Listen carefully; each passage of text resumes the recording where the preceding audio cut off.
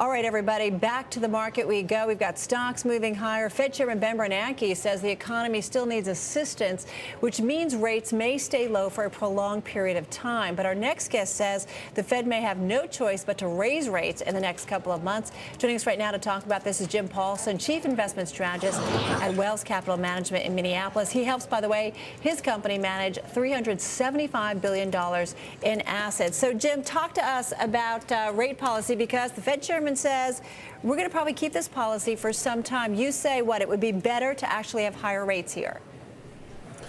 Well, I think a couple things, I guess, Carol. I think the pressure on the Fed's going to really escalate up here shortly for two reasons.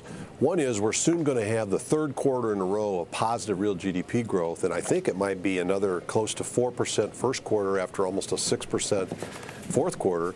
And it's going to be hard for the Fed to justify zero interest rates after 3 consecutive quarters of growth. On top of that, we're very close to starting to create jobs and making this a sustainable economic cycle, that one missing element showing up.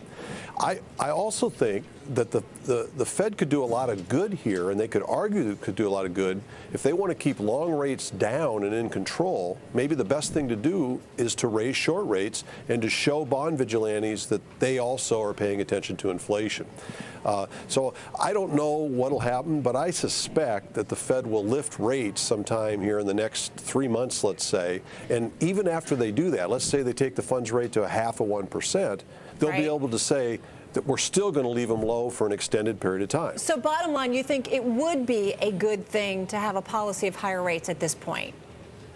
I think it would be a good thing for the Fed to start lifting rates, in part because I think it would help calm down inflation fears and calm down bond vigilantes and reduces the need for long rates to go up as much. If you note today that, yes, stock market has rallied on Bernanke comments, but also the long-term bond yields have really gone up a lot today on the same comments. If the Fed's not going to fight inflation, bond investors are going to get nervous. So, in one way to slow that down is for the Fed to start to respond in the short end. Are you concerned about significant inflation, Jim? Not this year so much. I'm really not. Inflation probably is going to decelerate at core consumer price and wages for the rest of this year. But I am, Matt, it could be a risk longer term, 2011 and beyond, depending on how the Fed unwinds the stimulus. We've got $1 trillion of excess reserves sitting on the books of bank balance sheets, and if we let that go out through the lending window, we could have an inflation issue. If the Fed alternatively goes out and can bring back that liquidity, then I think it won't be so serious. What about the economy? I mean, the Fed, obviously, at the end of this month is going to stop buying mortgage-backed assets. And Ben Bernanke today says he wants to eventually start selling them and get back to a Treasury-only holding policy. Is that a concern for you? I mean, the housing market is already looking so fragile. Some people are saying we're already in a double dip in the housing market, and it's obviously so central to the U.S. economy. It's not a concern to me. I'm not so sure. My view is I don't even think they ever needed to buy them in the first place, Matt. The mortgage rates were down prior to the Fed purchasing last year. And so ending the program, and even the announcement they're going to end it, we haven't seen a surge in mortgage rates on the upside at all.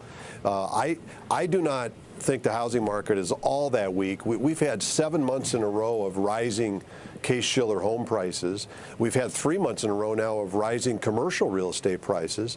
I think what we're seeing in the data of late is more distorted by the bad weather that we had in much of the country in the last few months, as well as the first pass at the elimination of the tax credit, which caused people to surge their buying for a period and then suspend. So I think it pulled sales forward. That now I think we're going to get into the spring and we're going to find out that the housing market is showing the same signs of recovery that we're already seeing in the revival of retail sales that is happening, in the revival of consumption spending, Jim, and the revival of retail stocks. Got 10 seconds here. So you feel upbeat enough on housing to actually go back out and buy some of those housing names, or not yet?